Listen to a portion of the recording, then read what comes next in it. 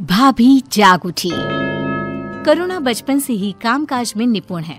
वहीं अरुणा दिन भर बस अपने मेकअप में लगी रहती है।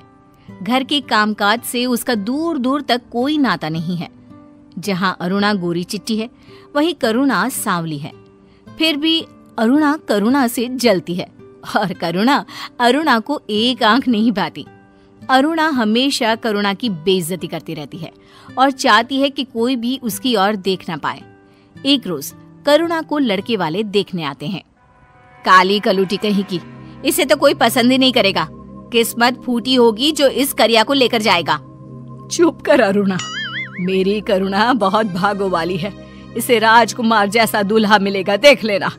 शर्म नहीं आती तुझे अपनी ही बहन को ऐसा बोलते हुए?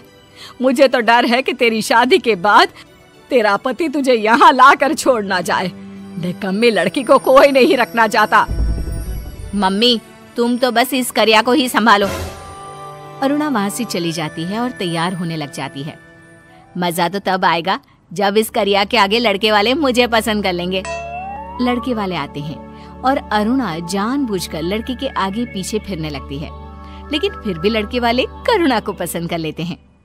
लड़की तो हमें बहुत पसंद है, खाना बहुत स्वादिष्ट बनाती है, पेट भर गया है लेकिन मन नहीं भरा।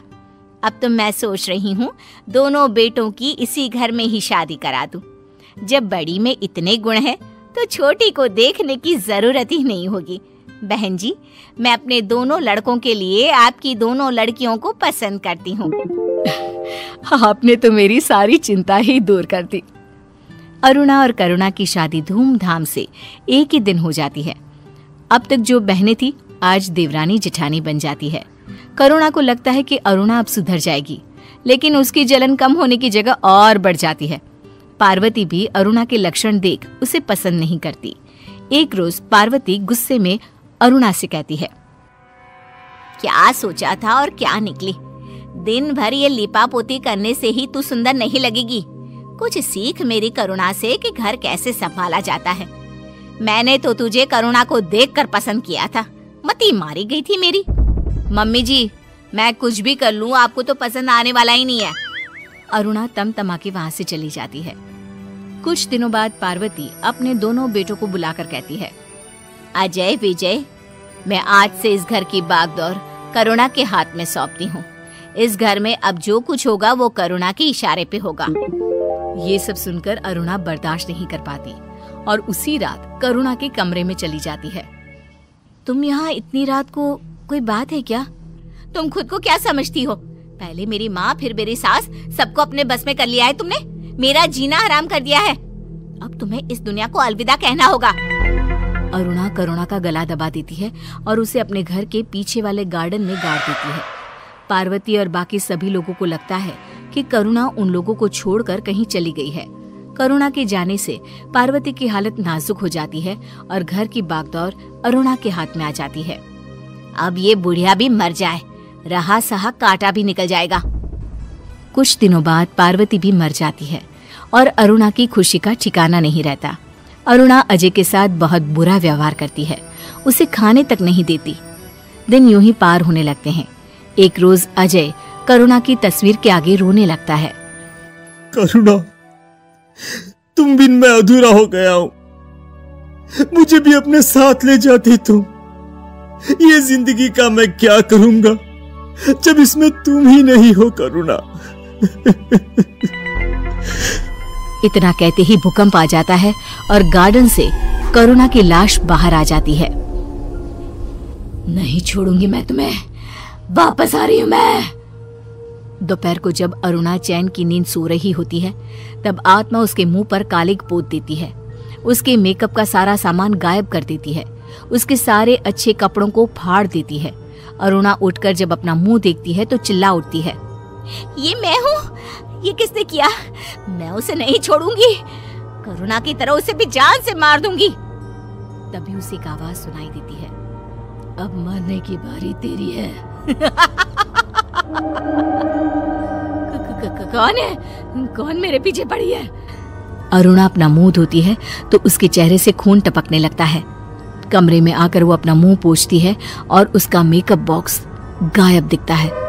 मेरा मेकअप नहीं है। अब मैं विजय के सामने ऐसे जाऊंगी तो वो मुझे प्यार नहीं करेगा। सारे कपड़े भी फटे हैं।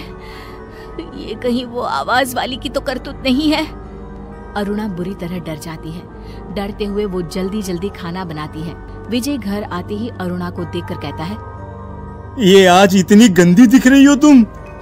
चलो, भूख लग रही है, जल्दी से खाना लगा दो। तुम मेरे साथ रसोई में चलो। इस घर में कोई है, मुझे बहुत डर लग रहा है। तुम भी क्या बच्चों की तरह कर रही हो? मैं बहुत थक गया हूँ। अरुणा रसोई में जाती है तो देखती है कि सारा खाना जमीन पर गिरा हुआ है। कान्हैया, मुझे पता है तुम यही हो। अरुणा को वही हंसने की आवाजें आने लगती है।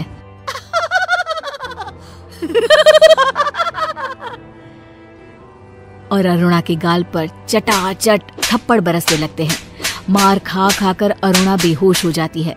जब उसे होश आता है तो वो सारी बात विजय को बताती है। अरे, तुम्हारी शक्ल के साथ साथ तुम्हारी अकल भी घास चरने चली गई है। कुछ भी बोल रही हो, हैं? अगले दिन आत्मा अरुणा की तिजोरी से गहने, जेवर, पैसे सब गायब कर देती है और विजय अरुणा से कहता है, अरे अरुणा, दुकान के पैसे दो, नया माल मंगवाया है मैंने। अरुणा पैसे निकालने के लिए तिजोरी खोलती है तो, हे भगवान, क्या करूं? तिजोरी तो खाली पड़ी है। अरे, तुमने सारे पैसे अपने सजने संवरने में ही बर्बाद कर दिए हैं और अभी ड्रामा कर रही हो। आत्मा अरुणा की नाक में दम कर देती है। उसकी जिंदगी में तबाही मचा देती है। एक रोज अरुणा छत से कपड़े उतारने जाती है और आत्मा उसे धक्का मार देती है। उसकी नाक टूट जाती है। दर्द से उसे नींद नहीं आती। तभी अंधेरे में उसे एक परछाई नजर आती है। कौन है? कौन है? मुझे पता है तुम वही हो जो इस घर में ये सब कर रही हो। परछाई गायब हो जाती है। अरुणा भागती हुई इधर उधर उसे देखने लगती है। आत्मा करुणा की तस्वीर के सामने जाकर खड़ी हो जाती है। विजय अरुणा को ढूंढने लगता है और विजय की आवाज सुन अजय भी वहां आ जाता है।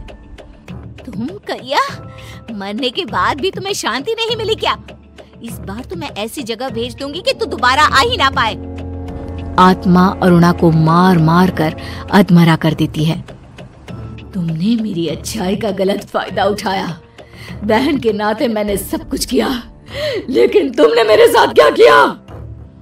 आत्मा अरुणा का गला दबाने लगती है, लेकिन विजय उसे रोक लेता है।